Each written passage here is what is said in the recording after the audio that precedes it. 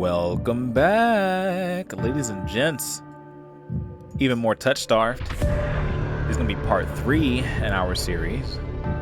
Of all these people so far, I've met 2 of which I believe. So we still have possibly 3 more to go. If they put everybody into the demo, of course. It's just a demo, so we're going to continue right where we left off, which was finding a home. The Wetwig is noticeably quieter. Without their leader, most of the bloodhounds have dispersed, or in a few cases, fallen asleep beside their drinks. Got any rooms left? Did my lot grab them all to sleep? Let me retry that. Here we go. Got any rooms left, or did my lot grab them all to sleep it off? The bartender, who I now realize doubles as an innkeeper, slides a key onto the counter. You know, I always keep the corner room open for you, escapades. Leander's laugh sounds slightly strained, and I always appreciate it. But you're mistaken. This is just for my friend, Kovu. Sure. Stay as long as you like. You two have fun. Escapades? Huh? Leander clears his throat, then holds the key out to me. But I hesitate. My coin purse barely holds enough for a day's worth of a meal, let alone a room. How much do I owe you? Nothing. Blood outrages. My treat, since you shared your secret. Food, drinks, a warm bed, anything you need. Carefully I take the key from him. It's small but weighs heavy in my palm. I never expected to have a warm bed in Eridia, let alone free meals. I planned to steal whatever I needed to get by, no matter how dangerous. Thank you. Go explore, Kovu. You'll find many roads in Eridia, each leading to a different answer. But if you need a reprieve from what haunts you, come find me. Just be careful. I nod, taking one last look at the gleaming bronze key before tucking it into my pocket of my cloak for safekeeping. Leander gives me one last friendly wave before I depart. Alright, we're back out into the city. The air clings sodden and heavy. Without the morning crowd, the sunless street looks barren and bleak. Even the peddlers are long gone. Only a pair of crows remain quibbling over stale crust in the gutter. I feel a ridiculous pang of envy. At least I've got reason to fight. I've never felt so lost. Kyrus and Leander both made it clear that Cenobium can't be trusted. But I came so far, endured so much. I need to see the Cenobium for myself, if only to satisfy my curiosity. I should have asked someone at the bar for directions before leaving. I'm about to turn back when a shadow passes over me. A cloud, I think, until a puff of hot breath trickles down the back of my neck. The shadow runs down the streets. The shadow runs down the streets and rivulets, formless, dark spread like ink into blotched shapes. What the heck? Claws stretch. A muzzle spits open to reveal long, jagged teeth. A growl rumbles so low and I feel it. I want to run, to scream, but I feel trapped, as though the slightest movement or a single breath will snap the jaws around me shut. No, I won't let it end like this. If I'm gonna die, I want to see what has got me first. I steel myself, then turn. The shadow vanishes as quickly as it came. I'm felt standing in the middle of the street, alone except for a figure reclining in the shade of a nearby shop. A monster. That much is clear from my glance. One can nearly be mistaken for human were it not the tufted ears, the tail curled around his ankle, or the dust-pink eyes with pupils that sharpen him like needles when they fall on me. Our eyes meet and the monster uncrosses his long legs. His hair gleams a shade of red that reminds me suddenly of blood when it curls around his collared throat. Jumpy, are you? His tone is so light and carefree that I glance over my shoulder to make sure he's speaking to me. When I look back, the stranger pops his chin up, knuckles, and regards me with an inscrutable little smile. Did you see the shadow just now? It was massive. It moved like a beast.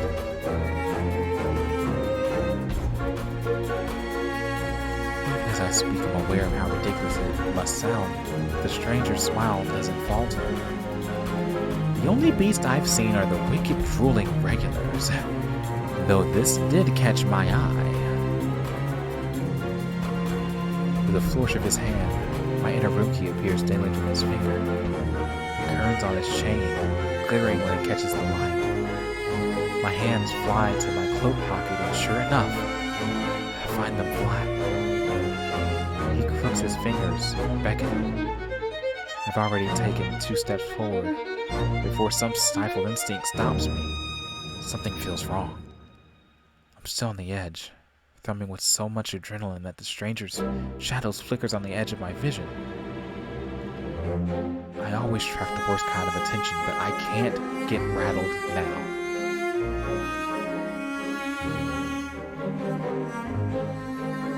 How did you even find it? The key, I mean. What can I say? I'm a sucker for shiny things. His smile widens enough to reveal a pointed canine. I saw you drop it. You really should be more careful. City like this, somebody might take advantage. The bald-faced lie said with a hint of irony. I didn't drop my key. I didn't sense any magical evil. He must have stolen it somehow. I approached the man carefully to keep him an arm's length away. He must look dangerous, but the most deadly ones never do. The stranger's chain softly clinks with a tilt of his head. His ears flicker. Keep your distance. Until I figure out how to manage to rob me. Yeah, I am. You think I stole your dinky little key? From all the way over here? He gives an exaggerated sigh. I'm good with my hands, but not that good. Do I really look like a common thief to you? He's got me there. And the sheer fabric of his sleeves alone would be too expensive for most street thieves. Hell, his shoes, if they cost more than I spent traveling here. And then there's a shop behind him, no matter the city, park pink curtains. Only ever meant one thing. I'm not looking to buy. I doubt I could afford your services anyway. Luckily for you, I don't charge. The man brushes the tip of his tongue over a fang. And the first time since I stepped into the shadows, I feel something other than dread. My face grows hot. That's not what I meant. I'm flattered, really. Where sex my trade, I might take an exception for you. How about half off or a handy? Or you could just hand over my key. Ask nicely and I might let you tug my tail. Just throw it here. So, some spin little sea urchin can snatch it and run? He raises my key and tilts his head so I can watch it dangle back and forth. I suppose I could just claim your room myself. Not that I'd be caught dead slumming in the wick with the rest of those slack-jawed imbeciles. You're obviously not from around here, so tell me, traveler, what misfortune brought you to this wretched place? His voice practically drips with derision. I'm not telling you anything. What could have possibly drawn you to this dreary little pigpen, I wonder? He watches the arc of the key swings around his finger.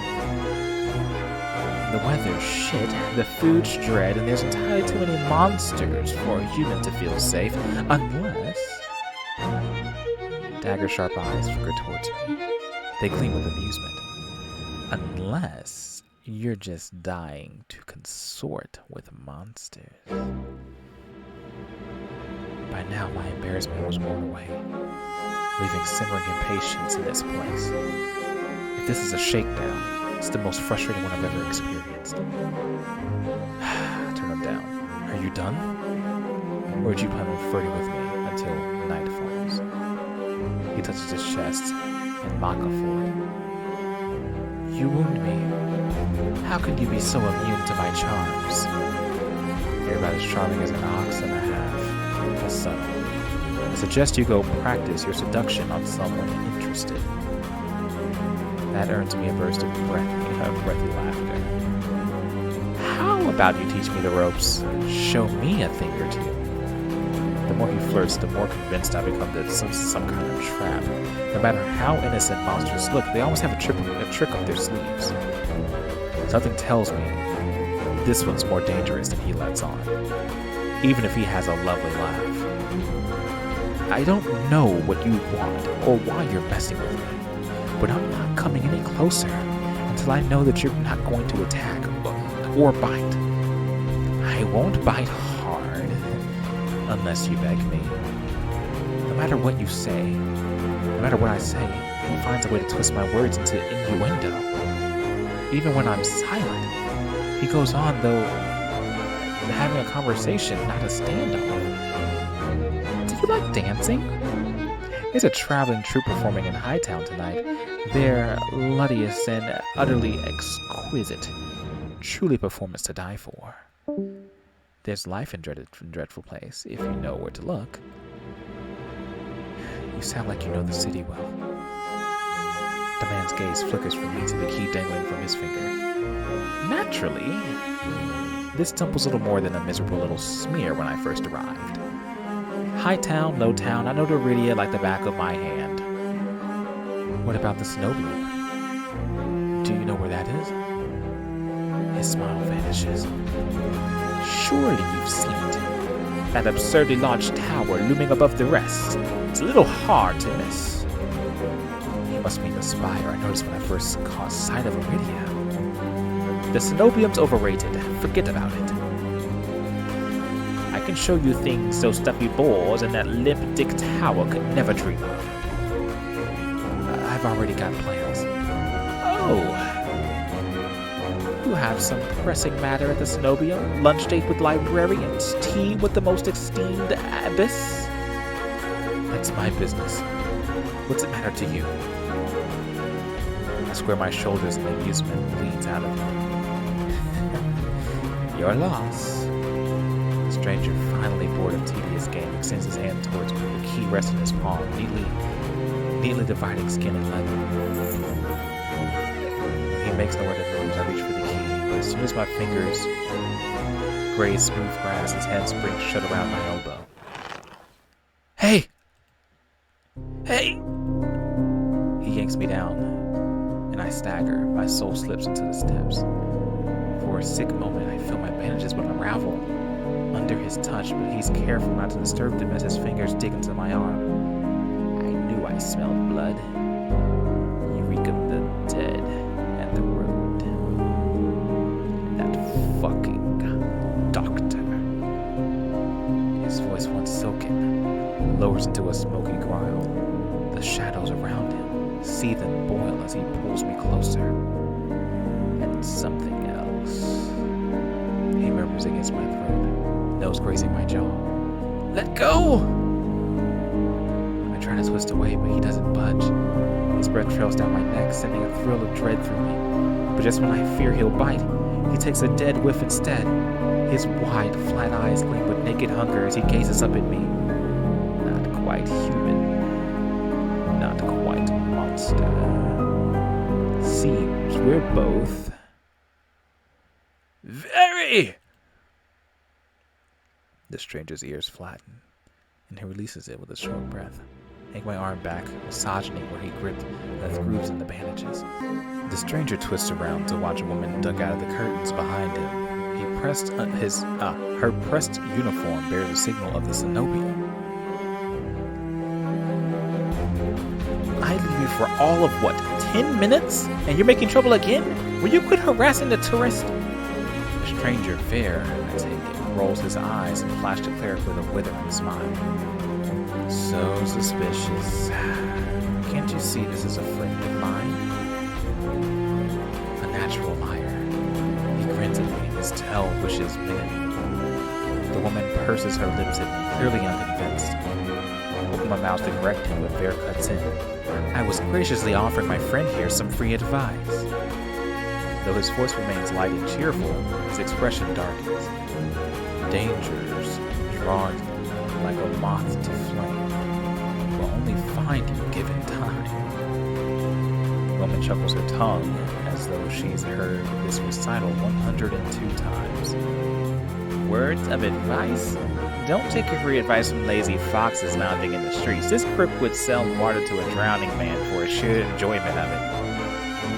She shrugs off, a wilting look from VERE. Oh, please, any friend of yours knows it's true. Now hold still. VERE rises gracefully at her approach. He pushes his hair aside as it drapes over one shoulder, exposing his the long line of his neck. And suddenly it draws on me. The jingling I heard earlier wasn't coming from the harness attached to his collar, but the leash. A heavy iron chain wound around the hitching post of a padlock to the back of his collar. VERE poses deliberately to hide his leash from me. The woman produces a key range from her pocket. She rifles through a dozen identical keys before selecting one and slotting it into the neck. Come on, unless your friend is tagging along with our merry little soulless hunt. You're hunting for soulless inside the city? Words momentarily fail me. The woman regards me with a polite of a tight smile before marching down the stairs. VERE lingers. He stretches his arm over his head and, with a yawn, trying to stare at the way his stomach flattens when he arches his back. Your little secret stays safe with me. Try not to get yourself killed, VERE hops off the stoop and, bound by another woman, his tail sways merrily, as though he had just lied and threatened me. Did you try that thing I mentioned? The Lovithian knot? That's the one where you take the 3 fingers and actually... don't tell me. Knowing you is disgusting. VERE's airy laughter echoes down the street. It's only after he and the cleric have vanished from sight that I realize I'm still missing something. Wait! Reflex as I shove my hand in my pocket and I find it. The room key. I ease the key back into my pocket and smooth my thumb over its teeth, and I try to recall the touch and let a hint of VERE's sleight of hand, but I can't figure out how he did it.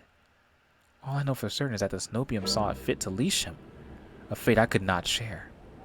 If that was what vague warning meant, I let my eyes drift skyward, past the lanterns gently swaying in the breeze to the Snobium faintly visible through the haze.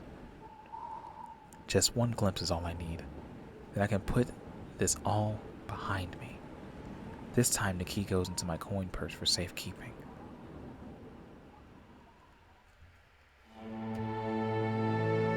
And I think that's where we're going to stop for today, ladies and gents. I have some stuff to handle. Hope I see you guys again very, very soon. Until then, my name is KovuPlays. Goodbye.